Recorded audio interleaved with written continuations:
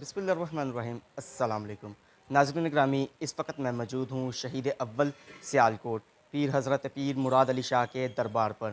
اگر یہ کہا جائے کہ برِ صغیر پاک و ہند کے اس خطے میں دین اسلام غالب آیا تو وہ صرف اور صرف حضرت پیر مراد علی شاہ کی شہادت کے ہی بدلے غالب آیا۔ حضرت پیر مراد علی شاہ کا خون جو ہے وہ اس قلعے کی دیوار میں شامل ہے، اور حضرت پیر مراد علی شاہ کا کس طرح سے ظالم بادشاہ نے سر قلم کر اس قلعے کی دیوار میں، سیالکوٹ قلعہ کی دیوار میں چنوا دیا۔ چلیے آئیے جانتے ہیں تاریخ اس ڈاکومنٹری میں۔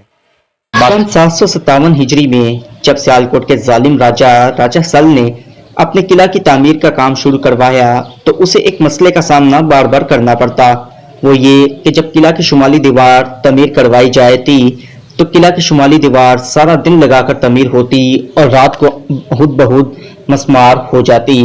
جب بار بار ایسا ہونے لگا تو راجہ نے تنگ آ کر نجومیوں، جوتشوں اور پنڈتوں کو بلایا اور ان سے کہا کہ وجہ دریافت کیجئے کہ قلعے کی دیوار خود بخود کیسے مسمار ہو جاتی ہے۔ نجومیوں، جوتشوں اور پنڈتوں نے اپنے علم سے حساب لگایا اور راجہ سے کہا کہ جب تک قلعے کی شمالی دیوار میں کسی مسلمان عالم کا خون نہ ملا دیا جائے اس وقت تک یہ دیوار کھڑی نہ ہو پائے گی۔ بادشاہ نے پوچھا کہ مسلمان کیسا مسلمان؟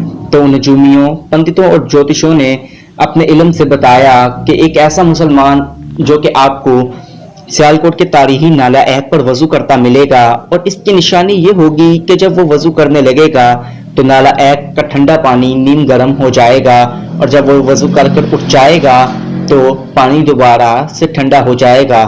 بادشاہ نے اپنے سپاہیوں کو حکم دیا کہ ایسے مسلمان کی تلاش کی جائے۔ یہ مسلمان اور کوئی نہیں حضرت پیر مرادیہ ہی تھے۔ حضرت پیر مرادیہ معمول نالہ عہد پر وضو فرما رہے تھے اور وہاں پر پہرا دینے والے لشکر نے یہ چیز جانی کہ پانی ان کے وضو کرنے کے ساتھ ہی جیسے ہی انہوں نے وضو کرنے کا آغاز کیا ویسے ہی نیم گرم ہو گیا، اور جیسے ہی انہوں نے وضو کر لیا اسی کے ساتھ پانی ٹھنڈا ہو گیا۔ انہوں نے حضرت پیر مرادیہ کو گرفتار کیا اور بادشاہ کے سامنے پیش کیا گیا۔ بادشاہ سے جب حضرت پیر مرادیہ نے اپنی گرفتاری کی وجہ جاننی چاہی تو بادشاہ نے انہیں یہ سارا معاملہ بتایا۔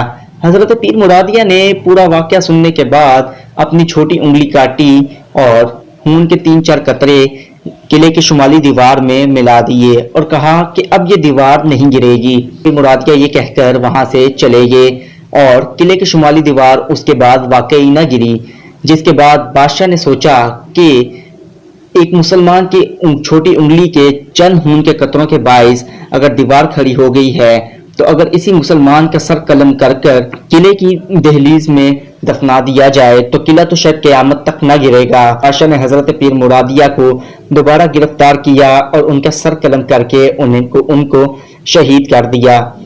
جب حضرت پیر مرادیہ کی والدہ مائی راستی کو اس ظلم کے بارے میں پتہ چلا تو مائی راستی ملک شاہ ولی سرکار کے پاس حاضر ہوئی۔ ملک شاہ ولی کا دربار آج سیالکوٹ اگوکی میں واقع ہے۔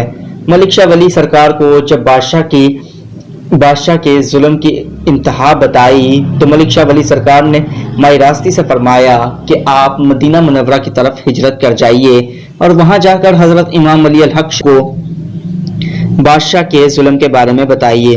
مائی راستی نے فرمایا کہ میں اس عمر میں کس طرح سے اکیلے ہجرت کر سکتی ہوں، جس پر حضرت ملک شاہ ولی سرکار نے ان سے کہا کہ آپ اپنی آنکھیں بند کیجئے۔